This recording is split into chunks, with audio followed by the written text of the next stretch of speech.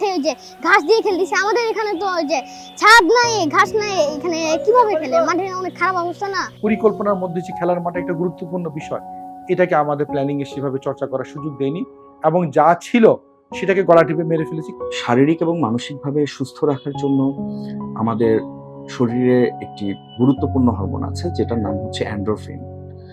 শরীর চর্চা, খেলাধুলা এবং স্বাভাবিক যে হাঁটাচলার জীবনযাপন, যেটার মাধ্যমে এই হরমোনটা নিঃসৃত হয়। এই জায়গায় খেলতে হইতেছে কি মাঠ বালু, তারপর পাস দিলে বলটা পারফেক্ট যায় না, বাইরে যায়, উঠা যায়। আমরা যখন খেলাধুলা করতাম তখন পর্যাপ্ত মাঠ ছিল। অন্যান্য দেশের তুলনায় দেখলে আমাদের দেশে যেমন খেলাধুলার পরিবেশটা একেবারেই নাই। রাজধানী ঢাকা আমাদের প্রাণের শহর। একটা সময় এই প্রাণের শহরের প্রতিটি পাড়ায় ছিল সবুজ প্রান্তর, যেখানে বিকেল হলেই ছুটে যেত ছেলেমেয়েরা, মেতে উঠত খেলাধুলায়।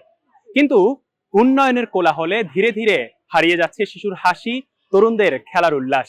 কিন্তু আজ সেই খেলার মাঠগুলো কোথায়? ইট পাথরের নগরে আমাদের শিশুরা কি খেলার মাঠগুলো পাচ্ছে? উত্তর খোঁজির আজকের পর্বে আমরা জানার চেষ্টা করব রাজধানী ঢাকার মাঠগুলো কেন কমে যাচ্ছে, এর সামাজিক প্রভাব কি এবং এর সমাধানের পথও আমরা খুঁজব। পুরো অনুষ্ঠান জুড়ে আপনাদের সঙ্গে থাকবো আমি হামিম জাবির।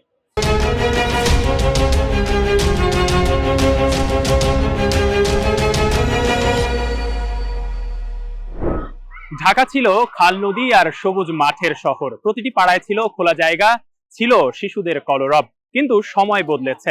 অপরিকল্পিত নগরায়নের গ্রাসে প্রতি 12,000 শিশুর জন্য মাঠ রয়েছে মাত্র একটি। খেলাধুলার এই অপ্রতুল সুযোগ শিশুদের মানসিক ও শারীরিক স্বাস্থ্যের উপর বিরূপ প্রভাব ফেলছে।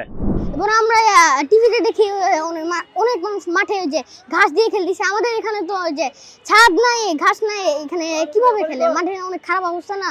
আমি আমার বন্ধু বান্ধব নিয়ে খেলতে আসি না, কারণ ওদের মা দেয় না। যে এখানে বালু তো, মানে বালুতে যদি ধরেন পড়ে যায় তখন হাত ছিলে যায়। এইখানে দেখেন আমি এইমাত্র পড়ছি, হাত ছিলে গেছে। এই জন্য আমার বন্ধুরে ওর মা আসতে দেয় না।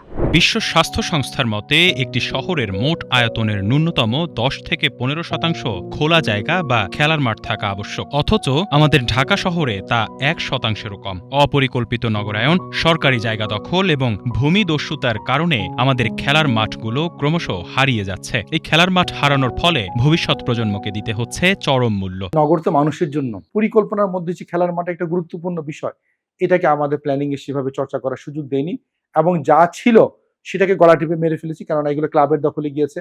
অনেক খেলার মাঠে আপনার হচ্ছে যে দেখা যায় যে কনস্ট্রাকশনের মালামাল রাখা হয়, অনেক খেলার মাঠে দেখা যায় তালা মারা থাকে, মানুষ ঢুকতে পারছে না। অথচ নগরের দুটো জিনিস খুব গুরুত্বপূর্ণ, খেলার মাঠ আর আমাদের প্রাইমারি স্কুল। বর্তমানে ঢাকায় মোট 256টি মাঠ আছে, যার মধ্যে অধিকাংশ মাঠ কোনো না কোনো প্রতিষ্ঠানের তদারকিতে নিয়ন্ত্রিত হয়। ফলে এসব প্রাতিষ্ঠানিক মাঠে শিশু কিশোরদের অবাধ প্রবেশাধিকার নেই। এছাড়া ঢাকার 2 সিটি কর্পোরেশনের প্রতিটি ওয়ার্ডে নেই পর্যাপ্ত খেলার মাঠ, যা শিশুদের শারীরিক ও মানসিক বিকাশে নেতিবাচক প্রভাব ফেলছে। বিশেষজ্ঞরা বলছেন, ঢাকা মহানগরীতে প্রয়োজনের তুলনায় খেলার মাঠের সংখ্যা অপ্রতুল। প্রয়োজনীয় সংখ্যক খেলার মাঠ গড়ে তুলতে হবে। শারীরিক এবং মানসিকভাবে সুস্থ রাখার জন্য আমাদের শরীরে একটি গুরুত্বপূর্ণ হরমোন আছে যেটার নাম হচ্ছে এন্ডোরফিন। শরীর চর্চা, খেলাধুলা এবং স্বাভাবিক যে হাঁটাচলার জীবনযাপন, যেটার মাধ্যমে এই হরমোনটা নিঃসৃত হয়। এই হরমোন যদি কারো নিঃসরণে কোনো সমস্যা হয়, এই হরমোন যদি কারো নিঃসরণ হতে সমস্যা হয়, তাহলে দেখা যাচ্ছে ওই ব্যক্তি প্রথমে শারীরিকভাবে কিছুটা দুর্বল হয়ে পড়েন, এরপরে মানসিক বিভিন্ন রোগে আক্রান্ত হন। ঢাকার 2 সিটি কর্পোরেশনের আওতায় মোট মাঠ রয়েছে 20টি।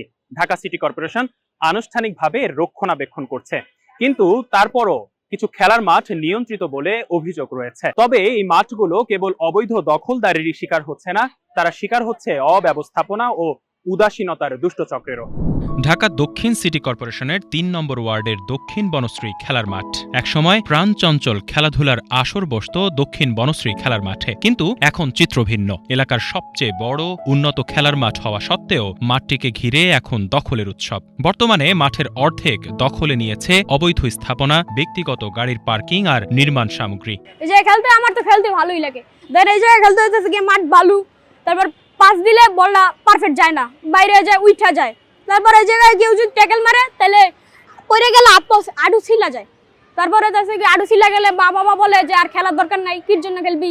সংস্কার ও রক্ষণাবেক্ষণের অভাবে ঢাকার খেলার মাঠ ধীরে ধীরে অব্যবহৃত হয়ে পড়ছে। ঘাস না কাটা, মাটি সমান না করা এবং সঠিক ড্রেনেজ না থাকায় মাঠে বৃষ্টির পানি জমে যায়। এর সঙ্গে যোগ হয় আবর্জনা, নির্মাণ বর্জ্য ও ফেলে দেওয়া সামগ্রী। ফলে স্থানীয় শিশু কিশোররা বাধ্য হয়ে মাঠ থেকে মুখ ফিরিয়ে নেয়। পরিবর্তে স্থানীয় বাসিন্দাদের কাছে মাঠ হয়ে উঠছে ময়লা আবর্জনার ভাগাড় আর মাদকসেবীদের আড্ডাখানা। শুক্রবার সাধারণত সবার স্কুল কলেজ বন্ধ থাকে, তো সবাই সাধারণত মাঠে আসে বিকেল টাইমটা খেলার জন্য।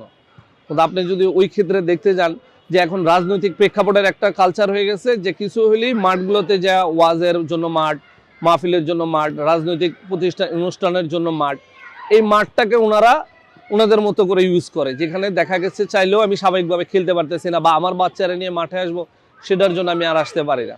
এখনকার বড় প্রেক্ষাপটটাই হচ্ছে মাঠ, প্রচারণার সাইট, যার কারণে একটা বড় প্রতিবন্ধকতা হচ্ছে মাঠের স্বল্পতা। ঢাকা শহর আপনি যে কোনো মাঠে যাবেন একটা না একটা প্রোগ্রাম চলতেই থাকে। তো এই বাচ্চারা বা যারা খেলাধুলার প্রতি আগ্রহী বা ক্রীড়া প্রেমী তারা তখন ওই ক্ষেত্রে কোন জায়গায় যায় দাঁড়াবে? খেলাধুলা শুধু বিনোদন নয়, এটি তরুণ প্রজন্মের শারীরিক ও মানসিক বিকাশের অন্যতম মাধ্যম। নিয়মিত খেলাধুলার অভাবে শারীরিক শক্তি কমে যায়, মনোযোগ, মানসিক চাপ সহ্য ক্ষমতা হ্রাস পায়। ফলে হতাশা, একাকিত্ব এবং রাগ প্রবণতা বৃদ্ধি পায়, যা তাদের ঝুঁকিপূর্ণ আচরণ এবং সহিংস কর্মকাণ্ডের দিকে ঠেলে দেয়।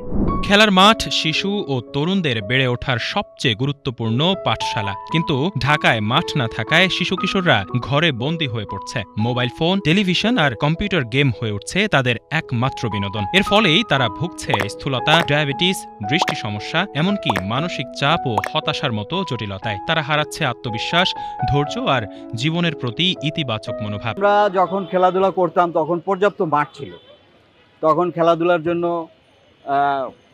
এনভায়রনমেন্টটা ভালো ছিল। এখন তো মাঠ স্বল্পতা এবং আমরা দূর থেকে আসি, ছেলেপেলে যাতে খেলাধুলা করে ভবিষ্যতে যাতে তারা নিজেদের শারীরিক এবং মানসিক বিকাশ যাতে হইতে পারে, এই জন্যই মূলত তাদেরকে এখানে নিয়ে আসি। শুধু শারীরিক নয়, এর সামাজিক প্রভাবও ভয়াবহ। মাঠে খেলাধুলার মাধ্যমে যে সহযোগিতা, নেতৃত্ব আর নিয়ম মেনে চলার শিক্ষা পাওয়া যায়, সেটি থেকে তরুণরা বঞ্চিত হচ্ছে। অলস সময় আর অব্যবহৃত শক্তি তাদের ঠেলে দিচ্ছে মাদকাসক্তি, গ্যাং কালচার ও অপরাধের দিকে। খেলাধুলা থেকে দূরে সরিয়ে দেওয়া প্রজন্ম ধীরে ধীরে বিপথগামী হচ্ছে আর হারিয়ে ফেলছে সুস্থ, সুন্দর ও সৃজনশীল ভবিষ্যতের অধিকার। উন্নয়ন বলতে তো আসলে সামাজিক, পারিবারিক, অর্থনৈতিক, সাংস্কৃতিক উন্নয়ন। তো এই যে সার্বিক উন্নয়নের চিত্রে খেলাধুলার মাঠ বা খোলা জায়গা, হাঁটা চলার জন্য যে জায়গা, সেটা খুবই গুরুত্বপূর্ণ। দেখেন, এখানে একটা প্রসঙ্গ বলি, আমরা উন্নত দেশের শিশুদেরকে দেখবো তারা সাঁতার জানে, কিন্তু ঢাকার শিশুদের শতকরা 75 থেকে 80 জন শিশু সাঁতার জানে না। এখানে সাঁতার শেখার কোনো ব্যবস্থা নাই। এখানে শিশু মাঠে গিয়ে যে খেলবে, খেলাধুলা করবে, শরীর চর্চা করবে, সেগুলো দিনকে দিন কমে যাচ্ছে। ফলে মানসিক যে স্বাস্থ্য, শারীরিক মানসিক স্বাস্থ্যই তো একটি উন্নত জাতির প্রধানতম সত্ত্ব এবং লক্ষণ। একটি জাতি যদি শারীরিক এবং মানসিকভাবে তারা যদি দুর্বল হয়, তাহলে তাদের আসলে পড়াশোনা, শিক্ষা, সাংস্কৃতিক উন্নয়ন সেটা তো হবে না। এই যে আমাদের নগর পরিকল্পনায় খেলাধুলার মাঠ, সাঁতারের জায়গা, হাঁটা চলার জায়গা বাদ দিয়ে যে নগরায়নটা এখন হচ্ছে, সেটা তো আসলে উন্নতি না। এটা তো আমরা বলা যায় যে এক ধরনের ধ্বংসের দিকে যাচ্ছি। আমরা সমস্যার কথা বলি, সংকটের চিত্র আঁকি, কিন্তু প্রশ্ন হলো সমাধান কোথায়? বিশ্বের বহু নগর একটা সময় একই সংকটে ছিল, খেলার মাঠ হারিয়ে ফেলেছিল উন্নয়নের চাপে, কিন্তু তারা থেমে থাকেনি, সমাধানের বিকল্প পথ খুঁজেছে। আমাদের গন্তব্য কোথায়? নগরায়নে কোণঠাসা উন্নত নগরগুলো খেলার মাঠের সংকট মোকাবেলায় উদ্ভাবনী ও টেকসই পদক্ষেপ হাতে নিয়েছে। সিঙ্গাপুর ও জাপানে বহুতল ভবনের ছাদে রুফটপ প্লে গ্রাউন্ড তৈরি হয়েছে। ইউরোপ ও আমেরিকায় প্লে স্ট্রিট চালু করা হয়েছে, যা নির্দিষ্ট সময়ে রাস্তা বা পার্কিং লট শিশুদের জন্য উন্মুক্ত রাখা হয়। এছাড়াও উন্মুক্ত বা অপ্রয়োজনীয় জমি মাল্টিপারপাস প্লে জোনে রূপান্তরিত করেছে, যেখানে একসাথে বিভিন্ন খেলা খেলা যায়। নগর সাজাতে গেলে কিন্তু কিছু আমরা পরিকল্পনা মানদণ্ড লাগে, আমাদের প্ল্যানিং স্ট্যান্ডার্ড। সেই স্ট্যান্ডার্ড অনুযায়ী কি পরিমাণ পপুলেশনের জন্য কতটুকু দূরত্বে খেলার মাঠগুলো আপনি সাজাবেন, সেটা সাজানোর কথা। এখন এইগুলো কিন্তু বিভিন্ন আইন দ্বারা এবং পরিকল্পনা দ্বারা নিয়ন্ত্রিত হয়। তো আমরা কিন্তু অতীতে বিভিন্ন পরিকল্পনা করেছি, যেটা ঢাকা ডিটেল এরিয়া প্ল্যান নাম অনেক শোনা যায়। তো ডিটেল এরিয়া প্ল্যানে কিন্তু খেলার মাঠ যেগুলো তৈরি করার কথা বলা ছিল, রাষ্ট্র কিন্তু উদ্যোগ নেয় নাই, রাজুকও নেয়নি, সিটি কর্পোরেশন নেয়নি, এবং অন্যান্য ক্ষেত্রে স্কুল কর্তৃপক্ষ যারা আছে, হ্যাঁ, সরকারি সেই স্কুল প্রাথমিক শিক্ষা বা প্রাইমারি শিক্ষা পরিদপ্তর তারাও কিন্তু এলাকা ভিত্তিক খেলার মাঠ তৈরি করা বা স্কুলের সাথে একটা খেলার মাঠ বাধ্যতামূলক করার কথা, সেগুলো করেনি। এখন রাষ্ট্রই তো আসলে খেলার মাঠ করে, ব্যক্তি উদ্যোগে বা প্রাইভেট উদ্যোগে কিন্তু খেলার মাঠ কম হয়। যদিও প্রাইভেট রেসিডেন্সিয়াল যে রুলস আছে সেখানে কিন্তু আছে যে আপনি যদি একটা প্রাইভেটলি রেসিডেন্সিয়াল এরিয়া ডেভেলপ করেন সেখানে কিন্তু পরিকল্পনা মাফিক খেলার মাঠ করতে হবে। কিন্তু সেখানেও দেখা যায় যে অনেক খেলার মাঠগুলোকে দেখানো হয় ম্যাপে বা প্ল্যানিং এ খেলার মাঠ আছে, পরবর্তীতে সেটাকে কমার্শিয়াল ল্যান্ড হিসেবে বিক্রি করে ফেলা হয়। উন্নত দেশগুলোর স্কুল, কলেজ ও বিশ্ববিদ্যালয়ের মাঠেও একটি নির্দিষ্ট সময়ে সাধারণ মানুষের জন্য উন্মুক্ত রাখা হয়। ঘনবসতিপূর্ণ শহরে ছোট পকেট পার্ক ও কমিউনিটি স্পেস তৈরি করা হয়েছে। ইনডোর স্পোর্টস হাব, কৃত্রিম টার্ফ ও ব্যাডমিন্টন, টেবিল টেনিসের মতো সুবিধা শিশু কিশোরদের আবহাওয়া নির্বিশেষে খেলাধুলার সুযোগ দেয়। এসব উদ্ভাবনী উদ্যোগ প্রমাণ করে সঠিক পরিকল্পনায় শহরকে খেলাধুলার জন্য বন্ধুত্বপূর্ণ করে গড়ে তোলা সম্ভব। এই বাচ্চাদেরকে আস্তে আস্তে আমরা third division, second division, first division, BPL, BCL পর্যন্ত খেলার জন্য প্লেয়ার আমরা তৈরি করতে চাই।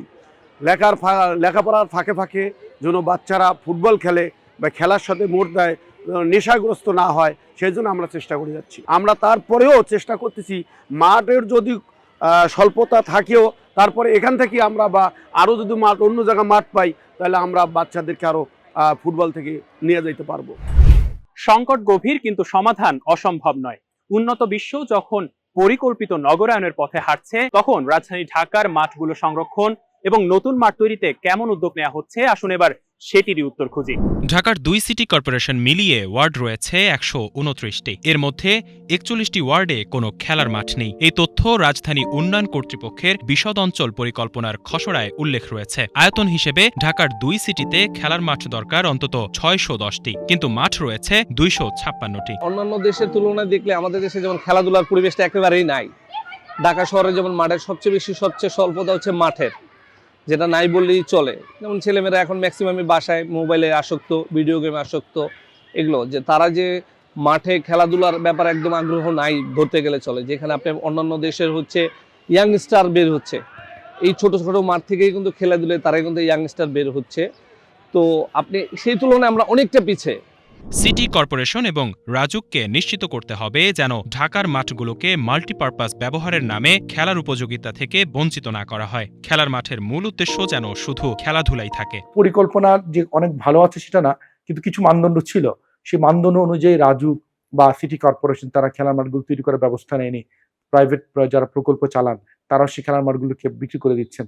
তাহলে আমাদের শিশুরা যাবে কোথায়? সরকারি খেলার মাঠগুলো আগে অনেক অ্যাক্সেসিবল ছিল, সেটা ক্লাবরা দখল করেছে এবং সেই ক্লাব যারা দখল করে তার সাথে কিন্তু বিভিন্ন রাজনৈতিক দলের যারা আছেন তারা কিন্তু কোনো না কোনোভাবে যুক্ত, তাদের ছত্রছায়া, তাদের শক্তিতে এই ক্লাবগুলো দখল করে।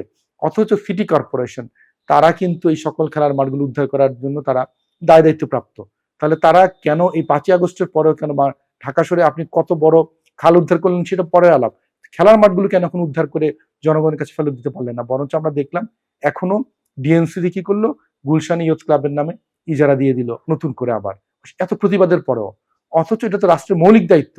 ঢাকার মাঠগুলো রক্ষায় ডিএনসিসি বেশ কিছু কার্যক্রম হাতে নিয়েছে। তারা আশা করছেন অচিরেই ঢাকার দখল আর পরিত্যক্ত মাঠগুলোকে উদ্ধার করে খেলার পরিবেশ ফিরিয়ে আনতে পারবেন। এদিকে মাঠের বিকল্প হিসেবে জনপ্রিয় হচ্ছে ইনডোরে নির্মিত কৃত্রিম ঘাসের টার্ফ। কৃত্রিম ঘাসের এ মাঠ সারা বছর ব্যবহারযোগ্য এবং সহজে রক্ষণাবেক্ষণ করা যায়। ইতিমধ্যেই ঢাকার বিভিন্ন এলাকায় বেসরকারি উদ্যোগে ফুটবল ও ক্রিকেট খেলার জন্য একাধিক টার্ফ মাঠ গড়ে উঠেছে। এখানে খেলোয়াড়রা আবহাওয়ার তোয়াক্কা না করেই নিরবিচ্ছিন্নভাবে অনুশীলন ও খেলাধুলা করতে পারছেন। শহরে মাঠের সংকট মোকাবেলায় কৃত্রিম ঘাসের এই সমাধান তরুণদের মধ্যে দ্রুত জনপ্রিয় হয়ে উঠছে। মাঠের ঘাটতি শুধু খেলাধুলার সুযোগ কেড়ে নিচ্ছে না, বরং ভবিষ্যৎ প্রজন্মের সুস্থ বিকাশকেও হুমকির মুখে ফেলছে। শিশুরা খেলাধুলার আনন্দ হারাচ্ছে, তরুণরা সামাজিক মেলবন্ধন থেকে বঞ্চিত হচ্ছে, আর শহর হারাচ্ছে তার প্রাণ চাঞ্চল্য। তবুও আশা আছে, যদি আমরা আজই পদক্ষেপ নেই, দখলমুক্ত করি মাঠগুলো, তবেই আমাদের ঢাকা আবারও প্রাণ ফিরে পেতে পারে। দর্শক, উত্তর খুঁজির আগামী পর্বে আবারও থাকবো নতুন কোনো বিষয় নিয়ে। সে পর্যন্ত ভালো থাকুন, সুস্থ থাকুন। আল্লাহ হাফেজ।